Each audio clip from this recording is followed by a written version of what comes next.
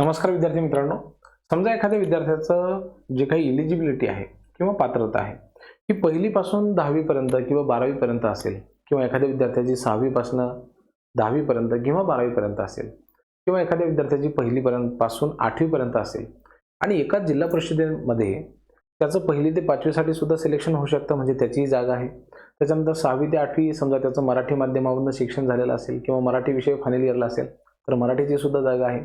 त्यानंतर सोशल सायन्सची सुद्धा जागा आहे. असं जर असेल तर मग ते एकाच जिल्हा परिषदेला त्याला किती प्राधान्यक्रम देता येतील, किंवा मग एखादा विद्यार्थी 6वी ते 12वी पर्यंत आहे समजा आणि त्याचं गणित विज्ञान असेल तर मग तो किती वर्गांसाठी अप्लाय त्या ठिकाणी करू शकतो. 6वी ते 8वी विज्ञानसाठी, 6वी ते 8वी गणितसाठी, 6वी ते 8वी गणित विज्ञानसाठी.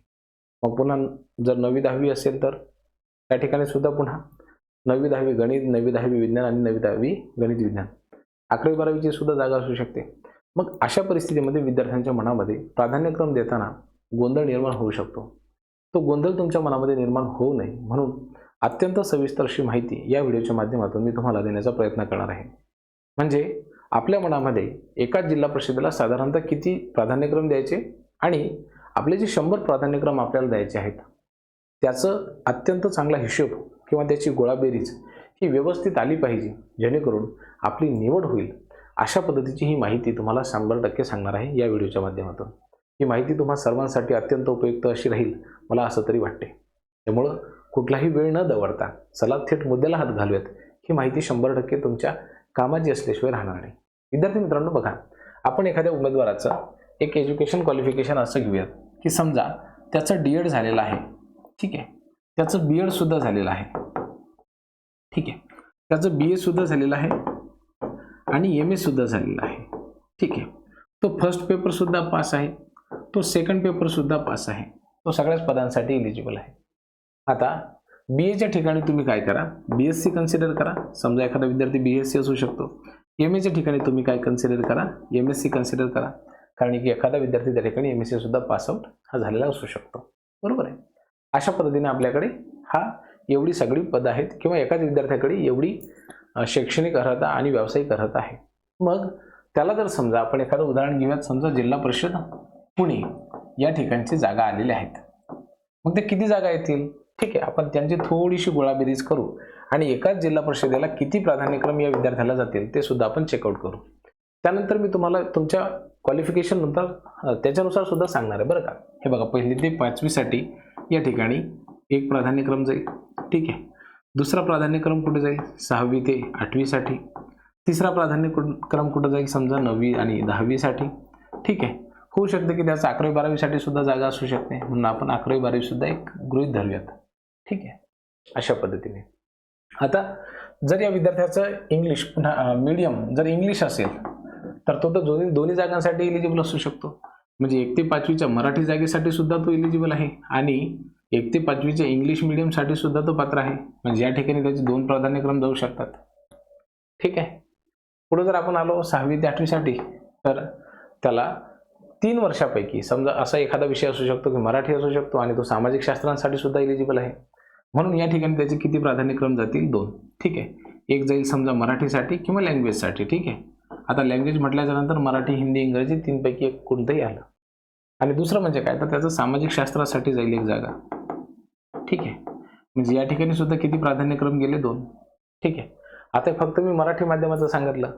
जर त्याला इंग्रजी माध्यमाची सुद्धा जागा असेल तर मग पुन्हा त्याचे आणखी 2 प्राधान्यक्रम जातील, म्हणजे 2, 2, 4 आणि 2, 6, ठीक आहे.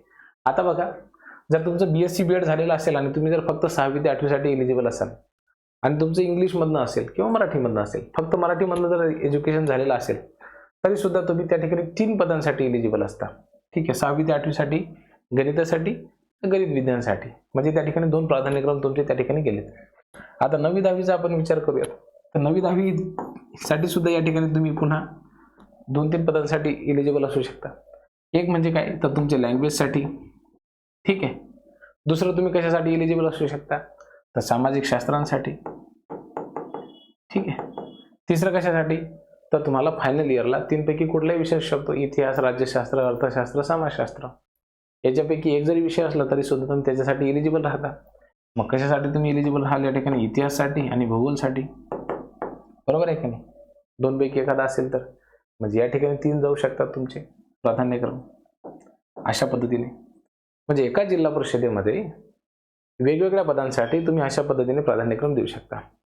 आता जर समजा तुम्हाला पुणे जिल्हा सोडायचा नाही आहे तर तुम्ही अशा पद्धतीने हे कॅल्क्युलेशन करू शकता. 11वी-12वीसाठी मात्र अडचण त्याची अशी येते की जर समजा त्याचं मराठीमध्ये किंवा इंग्रजीमध्ये असेल तर तो कुठल्याही एका पदासाठी त्या ठिकाणी अप्लाय करू शकतो. बरोबर आहे. 2 विषयामध्ये MA जर असेल तर तो 2 विषयासाठी अप्लाय करू शकतो. ठीक आहे, अशा पद्धतीने. पण साधारणतः एकच ठीक आहे आपल्या स्कोरनुसार.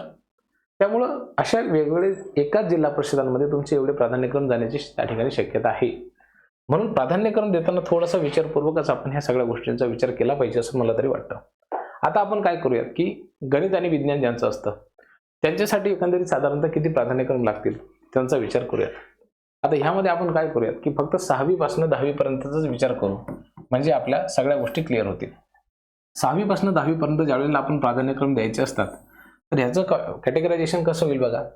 6वी ते 8वी 1, दुसरं 9वी ते 10वी 2. ठीक आहे, अशा पद्धतीने. 11वी-12वी आपण थोडीशी बाजूला ठेवूयात कारण की 11वी-12वीसाठी जर तुमचं PG असेल तर फक्त एकाच विषयामध्ये तुम्हाला त्या ठिकाणी अप्लाय करता येतं.